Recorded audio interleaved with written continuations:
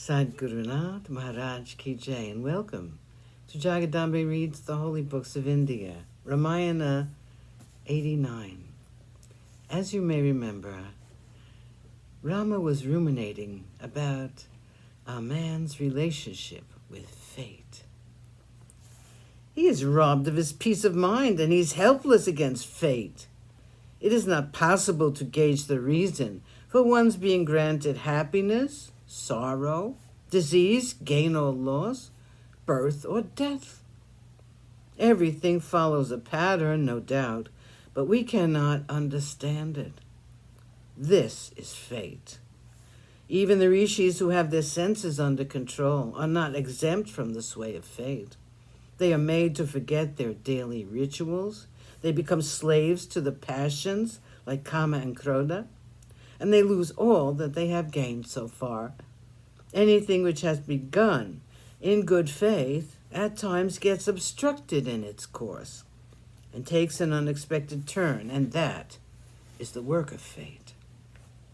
That is what has happened to us since yesterday.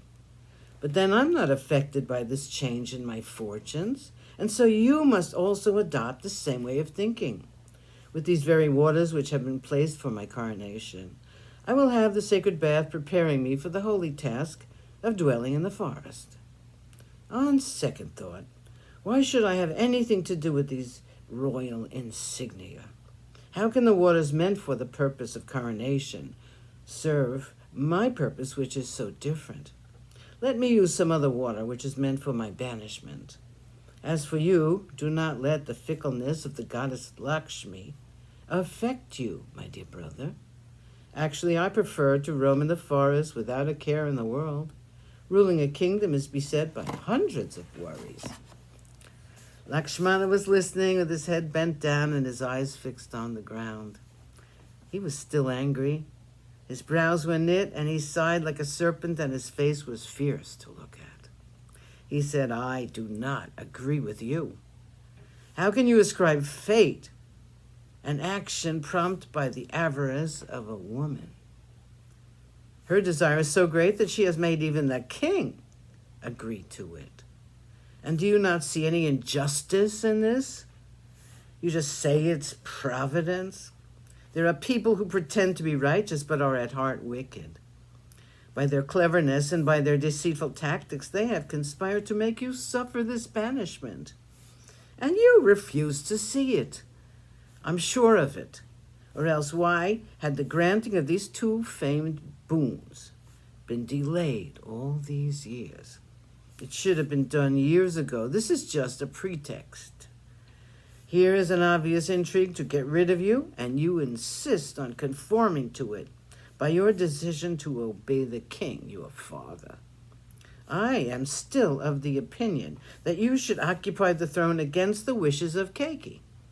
The king is a slave to his passions, and his action is against all rules of Dharma. He has no right to crown Bharata when you are here. The world will laugh at him. Only a weakling or a man lacking in valor will accept everything that comes his way with meekness and ascribe his misfortunes to fate.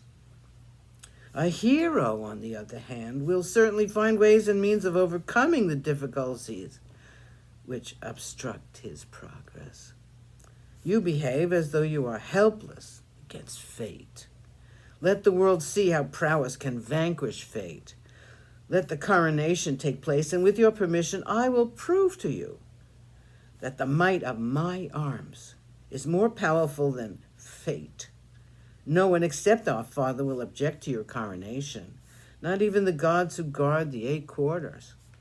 The king and his young wife have conspired against you, and they are the ones to be exiled to the Dandaka. Let me stand by your side and see that the coronation takes place.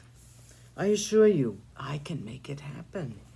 These arms of mine, my brother, are not just for being smeared with sandal paste and for being an adornment to my body, nor is this bow an ornament I'm wearing.